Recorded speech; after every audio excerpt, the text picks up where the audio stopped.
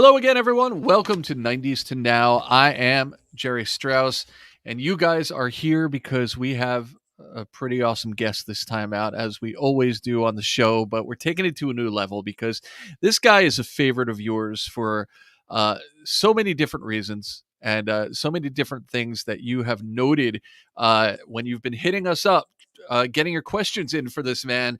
KERR SMITH is here on the heels of what we are anticipating to be an amazing appearance at 90's Con in Connecticut, in Hartford, Connecticut in March. We'll talk all about it. How are you, man? Great, Jerry. How you doing? I'm good. I'm good. So excited to talk to you today. And this is sort of a preview, I guess, because you've signed up for very unique experience. We'll get right to it talking about 90's Con because this thing is a few years old. Every year, it's this insane event that captures the attention of the greater media of the entire Northeast area. The event is a newsmaker. You will be a part of it, and with Dawson's Creek being represented at this show, I believe for the first time, it's going to be a big deal. Are you ready to be swarmed? I guess so. Yeah, I'm hearing this one's a pretty big deal, and it is the first time that it's a bit of a reunion. We didn't get everybody, but James and I will be doing it together, so it should be pretty intense. Yeah, it's and so many other reunions that go on that weekend. It is again in Hartford, Connecticut, the Connecticut Convention Center, March 15th, 16th, 17th. Each day you can have your own experiences each of those days. So make it a weekend, and it's I promise you. We've had a lot of guests, first time guests, come on this show beforehand, and I don't know, man. I feel like I need to warn them because I understand what the event is all about. Nobody seems to be worried or scared or anxious. I think you all just don't quite know what you get into till you get there. So, I mean, all I can do. It's my first '90s con, so I have no idea what to expect. I typically do horror stuff and thrillers and stuff like that. Some of the other things I've done other than Dawson's, so Yeah, I have no clue what's going to go down. I know. You are in for quite an experience, as we said. But hey, everyone who's come out of it, and we've talked to them after the fact, have loved it. Unique, one of a kind thing. So, and you are such a veteran of. I mean, you have to have all kinds of experiences with different genres of convention as well. Do you do these often? I just started doing them about 18 months ago. So I've done maybe, I don't know, 8 or 9 of them so far. Yeah. And yeah, it's interesting. Like everyone is very different. It depends on, what it's for, if it's a horror one or if it's a Comic-Con.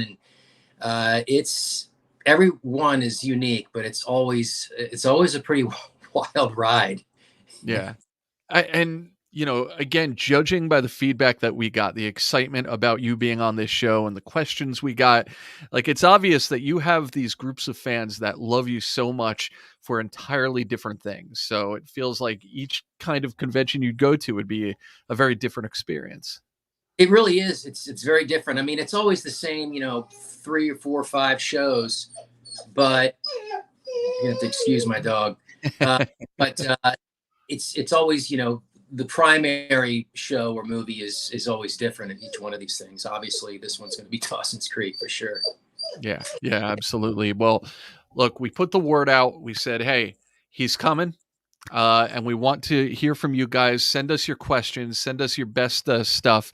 And we got a lot. We're not going to be able to get to everyone. Want to apologize right off the bat, but we did come up with a pretty good summary, a good blend of everything people wanted to ask about. We're talking about Dawson. We're talking about Charmed. We're talking about Final Destination. They want to know about everything you. So are you ready to be put through the ringer? Let's roll.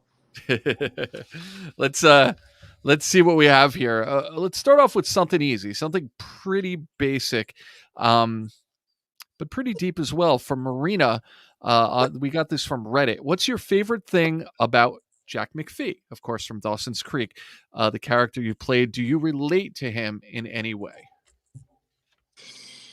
Uh, I think my favorite thing about Jack would probably be that he was never anything but himself. Um, you know, for me as an actor, that was extremely important to me, that the character remain, you know, unique and to himself, because, you know, when I got hired, I was hired to create a love triangle between Dawson, Joey, and Jack. The character Mm. wasn't gay. It wasn't until about, you know, 4 or 5 months in that they decided to go down a different avenue with the character. So my big thing was, we need to keep Jack Jack. I'm not gonna play in any stereotypes, anything like that, and I'm gonna play the character straight. I'm gonna let the writers make him gay. So Yeah. that's my favorite thing about the character, really. Yeah, and I would add to that I mean, you know, as a fan of the show, one of the things I liked about him too is that the situations he went through and the way he reacted to them are the same way that any other teenager and then young adult would react to the, you know, he was facing the same things. He just was a character who happened to be gay and had unique challenges and situations because of that. But still, he's struggling to figure out relationships. He's struggling to figure out, you know, why maybe he's not comfortable being in a committed relationship, just like, you know, anybody would at that age. You know, just all those crossroads in your life at that time, he was facing them too.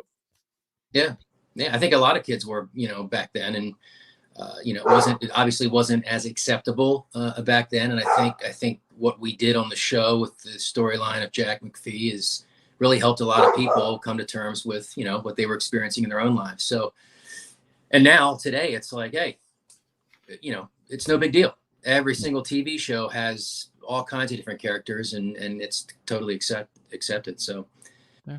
we're proud of that. Yeah, I think you should absolutely feel like you were part of something that was responsible for setting that table, Yeah. for making that possible. What was this is from Heel Oho, by the way. What was the funniest thing to happen on set? Do you have any specific memories of something behind the scenes? Oh, God, I've told this story so many times, and I guess I'll tell it again. It's a little nasty, but yeah, I was a big practical joker on set, and I was relatively new, didn't know everybody too well yet, so I think I probably did this more for myself than for Katie in this case. But I don't know if you guys remember, but there was a scene where she was sketching me or painting me, and I nude, Mhm. and I actually had, you know, I was pretty naked in that scene all day long, which is extremely uncomfortable thing. So to make myself more comfortable, I had wardrobe stuff a 3 foot sock. Imagine where I'm going, and then I just thing around my waist, and I had, you know, I go on set with a robe on, and then we start the scene. The robe comes off, and out slinks this 3 foot stuffed sock. Which I think Katie turned 27 shades of red. So it, you know, it broke the ice for not only her, but definitely for me. Yeah. It's great. It also feels like something we'd be reading about in the papers if it happened today. But Good day. oh my goodness. Chris Bliss would like to know, what was it like working with an ensemble cast for so many years, especially on a hit show? Did everyone mostly get along behind the scenes? Now we've heard a lot about, you know, how much of it's true. That's for you to say and not for us to say. We've heard a lot about certain situations, certain issues behind the scenes of the show over the years, but generally speaking, I mean, you were in a position to work with everyone throughout your years there. What was the general feeling like amongst the cast? The general feeling was amicable. I mean, it was, I had a blast every single day. You know, I feel, I mean, yeah, there's a lot of things floating around out there about what happened over the years. And I don't know if some of it may be true, some of it probably isn't. But all in all, I would say that we got along pretty well. And we kind of had to, because, you know, we were down in Wilmington, North Carolina, and Yeah. we were far removed from Hollywood, and it just felt like a little camp, you know, like we were on our own, which I really loved. I thought it was really cool to experience something like that. But honestly, I don't think we had any crazy fights or anything like that ever break out. No more than any other show, I think. So I don't know. I'm pretty happy with the way everybody handled themselves, Cool. especially Cool. with what we all went through in such a very um, short time. Yeah. Yeah, absolutely. I mean, and everyone was still relatively young. No, How except me. They were, yeah. Everybody else was young, but I had a good. I think James was the oldest at like when he started. He might have been 20, maybe. hmm. I started. I was 28. So there's a bit of a gap there, which was a little strange, but You were 28 when you first showed up in high school? I was 28 years old playing 16, I guess. You were the we had Gabrielle Carteris on the show from 90210. You were the Gabrielle Carteris of Dawson's Creek. Did not know that. Yes. Yeah. Yeah. Crazy. Were there any, oh, this is from Subject Status 575, by the way. Were there any Jack McPhee storylines that you thought of that you wish the show had explored? Any bucket list items for Jack that they never went down those paths? Short answer for that. Sorry, it's so boring, but no. As an actor, I make what I'm given come to life. That's what I do. So I'm not one of those actors that is constantly calling the writers and suggesting storylines. I don't think that's my job. So I worked with what they gave me, and I thought they gave me some pretty good stuff. Cool. Uh, all right. KERR speaks very proudly. And by the way, I keep forgetting to drop these people's names. This is Phaedra Beth. Sorry, I'm going blind, but he speaks very proudly about being part of the LGBTQ history now. I'd be curious to hear his reflections on something they had mentioned in an interview about some sort of a goal for one same-sex kiss per season. Was that something that was mentioned? Was that like an edict at the time, or do you remember the context of talking about that as a thing? I don't remember talking about it, but I do. I'm pretty sure about this. At that time, it was very difficult for Kevin Williamson to even pitch this storyline to you know to the network. So Yeah.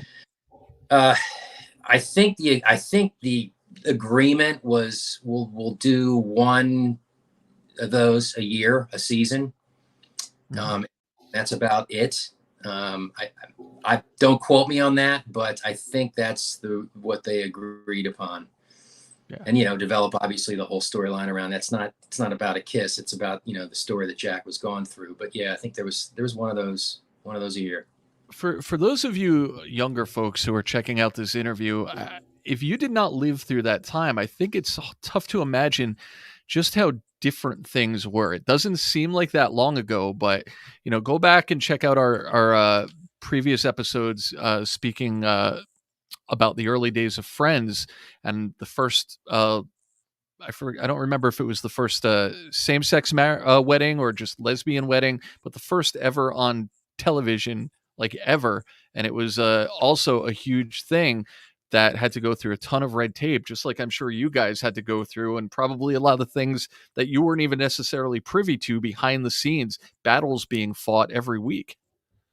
Yeah, it was, and I purposely kept myself out of the whatever battles were going on because I didn't want to be distracted from what I was doing. So yeah, and you talked about Friends. Remember too, that's a comedic situation, so it's a very very different deal than a drama. Yeah. Back it was very difficult for me, honestly. You know, there were protesters outside the gates of the Mhm. studio. It was, there were days when it was relatively scary. So I had to be very careful of, a lot of things back then. It Mhm. was, uh, it was interesting, but it was hard. Yeah. Yeah.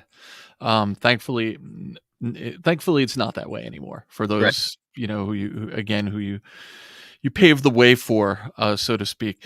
Um, would you be interested? This is from Marina uh, RL. Would you be interested in the idea of a Dawson's Creek revival?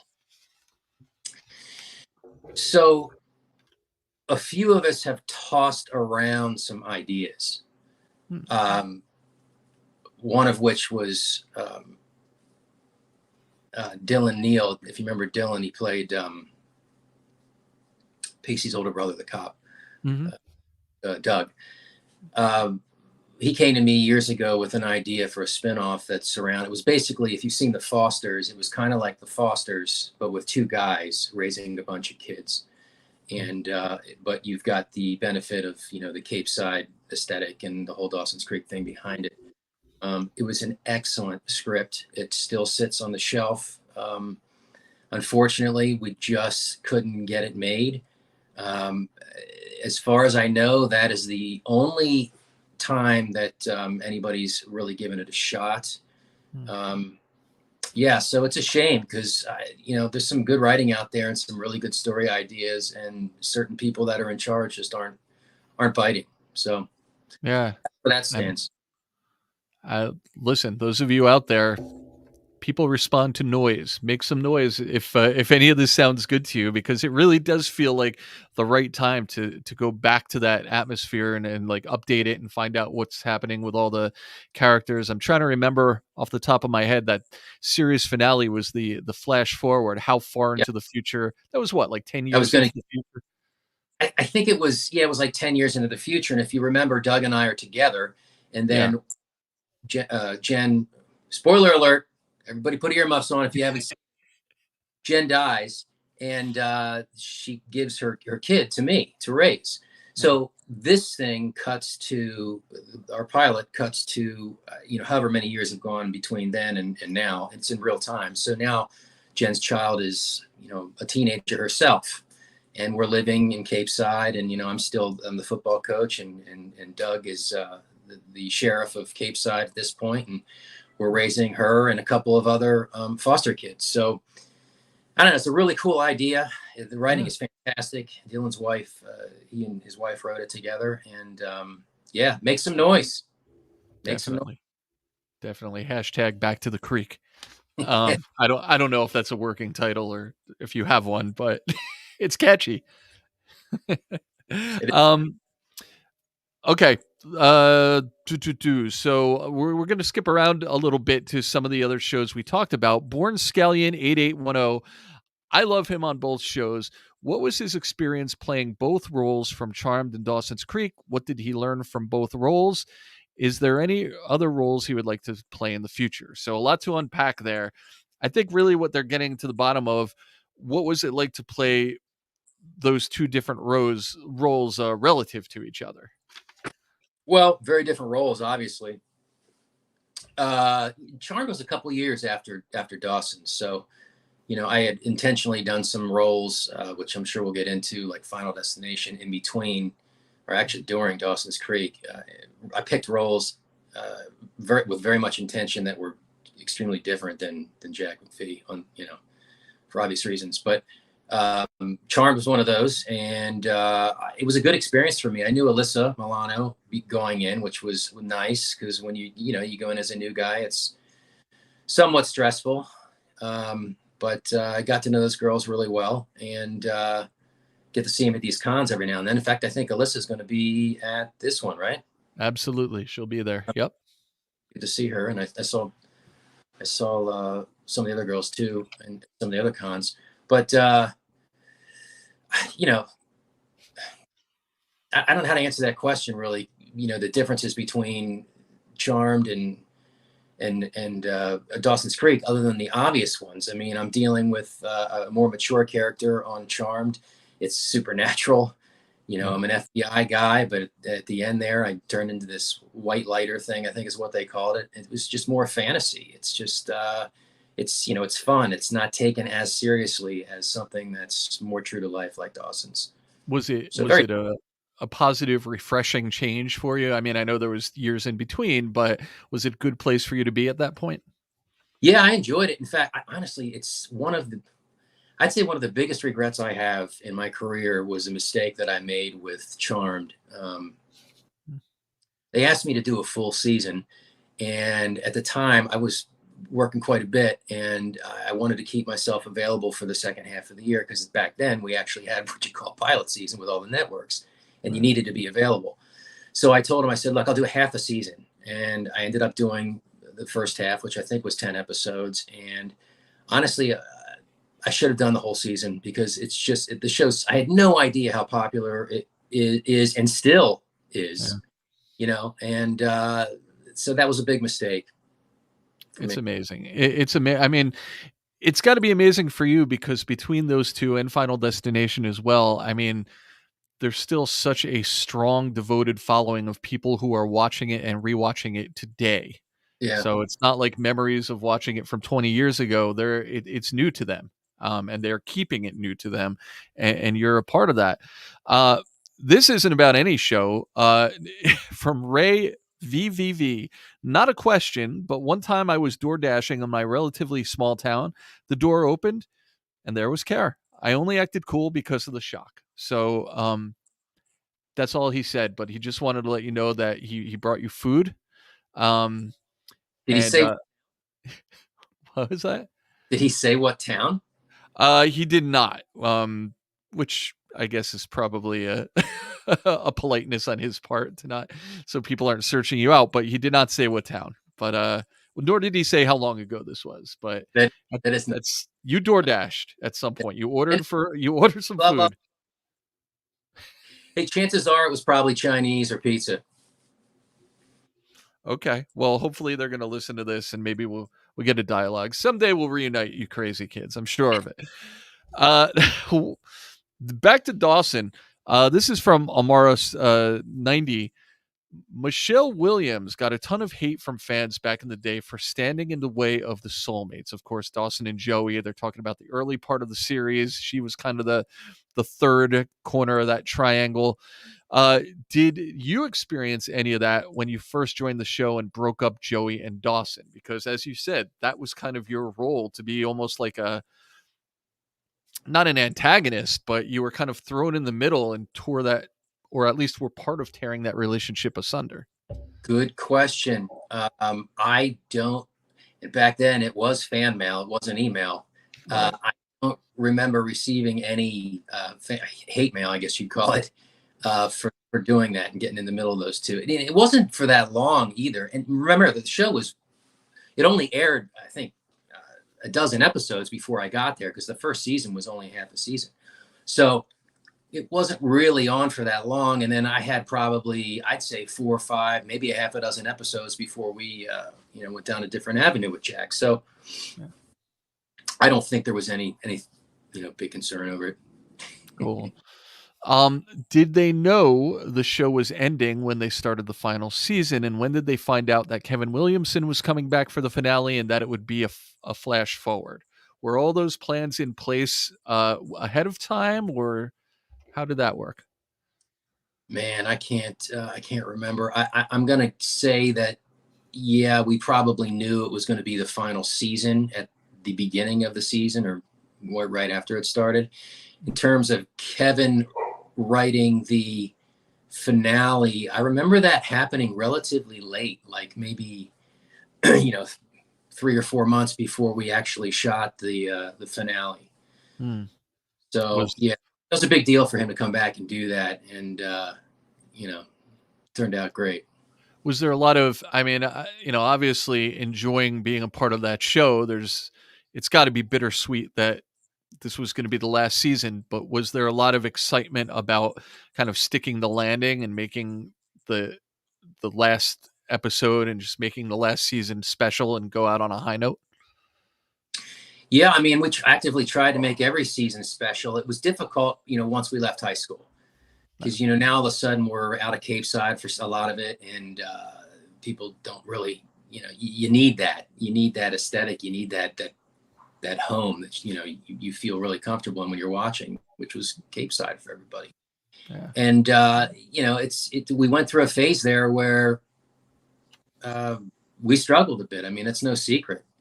There were a couple of seasons there where, the show was still great, but it had a little trouble finding its voice. I think we got back to it in the last season, and certainly wrapped it up with a finale pretty nicely. But, every show goes through its it's different phases, and it's always season 3, at least in my experience, where things start to get a little dicey because people start getting bored. People, they want to do something else, or people, the writers that started it move on. It's just, there's a lot of moving parts in one of these TV shows. Yeah. And it's, luckily for us, Dawson's was a well-oiled machine, and to stay with the analogy, and I think we got through it, and I think we gave everybody some decent TV for 5.5, 6 years. Absolutely. And I think that, those of people who are watching this, those who are buying their tickets to see you at 90's Con, those who still love the show, they don't think about the good seasons and the bad seasons. They think about an amazing series, and they just hold all of it close to their heart. That's certainly what it feels like. We talked about Final Destination. And this is, again, vastly different projects than anything we're Yeah. talking about here. Ask him if he would have returned for Final Destination 2 if the studio kept the original ending where Carter survived and Clear had Alex's baby. That's from Armored Avenger. You know about that. Not a lot of people know about that. Yeah, we reshot the ending. The movie tested great. The ending did not test well. One of the things they wanted was to see the asshole die, which was me. So last frame of the film, they decided to take me out. Would I have done 2? Absolutely. I mean, I had a great time doing that movie, and who knew? I had no idea it was going to turn into this massive franchise. Excuse me. Mm-hmm. So yeah, I would have done them all if asked. Well, obviously you made your impression in the first one, so that's a feather to hang your hat on. That's not the saying at all, but you know what I mean. Let's see here. We'll do one more about Final Destination. What is your favorite death? This is from Silver Survivor. What's your favorite death in the Final Destination franchise? Do you have one? Yeah, I kind of like, I like Sean's, I forget his character name now, Billy, Sean William Scott, when he just is, the shrapnel comes through and slices him up. That whole train stuff was really fun to shoot. It was interesting. It was the first time that I had experienced weeks of night shoots, and we were up in some random town called Squamish up above Vancouver in British Columbia, and it's really strange living like a vampire for all those weeks. Oh my goodness. Yeah, I'm sure. It's certainly, if there's one thing that's constant about your career, it's that nothing seems to have stayed constant. It seems like you've had a lot of really unique experiences in front of and behind the camera. Laura wants to know, hey, I'm one of your subscribers on YouTube. Thank you, Laura. Is it true that you auditioned for the role of Andy in Charmed? If so, do you remember if you auditioned for the pre-pilot, the one where Laurie Rom played Phoebe and Chris Boyd played Andy, or for the real first episode, the one with Alyssa Milano as Phoebe and Ted King as Andy? They are going deep here. Is any of this true? This is going to sound ridiculous. I have been told that I auditioned for Charmed for role, right? Brian Krause's role. Is that right? I'm not. I believe that's what she's referring to. Yeah. I don't remember it. I literally don't. I mean, it must have been very early when I first got to California, but honestly, I don't remember. And this is probably during time. I mean, you've had times in your career, I'm going to guess, because everybody on this show has, where you're doing like multiple auditions, like every week, every day, like you're just all over the place. Why would you remember every single one? Like it makes sense. You don't. I mean, like I said, back in the day, we had pilot season, and it was like 3, 4, 5 appointments a day. I don't even. Your head's spinning so fast. I don't remember what was going on the day before. So. All right. Well, why don't we give you? You know what? We're gonna end it off on 2 quick questions because we can't miss these. All right. Uh, but I'm going to pronounce this as Buttoff. It may be Butt AF, but neither of them make a lot of sense to me, and I don't want to think about it anymore. What insight can you give about the costuming on Dawson's Creek? Jack's sweater collection is the stuff for dreams. The stuff of dreams, I think, is what they mean. I can tell you, I've watched this show many a time, and I personally, this is how unfashionable I am. I have never noticed a specific sweater motif for Jack. Was that a thing? No, I didn't wear a lot of sweaters. I don't know what they're talking. I'll tell you what what they're referring to is, I think it was probably season 3. We had there was a company, I don't know if you even know if they're still around, called American Eagle, and they came in and just gave us everything. And before we knew it, everything we were wearing was an American Eagle. And I think it looks kind of the same, all the stuff, and I think that's probably what they're referring to. I'm sure there were some sweaters in there. I think Jack was more of a sweatshirt guy. I don't know. Yeah, definitely. I don't remember. I mean, when I think sweaters, I'm thinking Bill Cosby. I Yeah, don't feel Jack going in that direction, but hey, somebody was impressed with your fashion sense on the show. Finally, the drunken jester would like to know, and this is an interesting pickup. I'd love to know if some of his facial expressions as Jack were just his natural reactions to what was happening, or if it was coached that way. I always loved how his facial expressions usually said something hilarious, given most interactions with the main cast, especially Jen and Graham. So clearly, you stood out for your nonverbal reactions to the craziness of Dawson's Creek. Was that something that you brought to the character, or was that in the direction? yeah. It sounds like my mom, because my mom always says, "Oh, loved your facial expressions the other night on the show." I'm like, "What? I'm not. What? I'm not doing anything." If No, your mom is the drunken jester, it may well be your mom. I don't know. it's a weird name. You should probably change that one. No, that's just me. I tried to inject as much humor as I could without going over the top with him.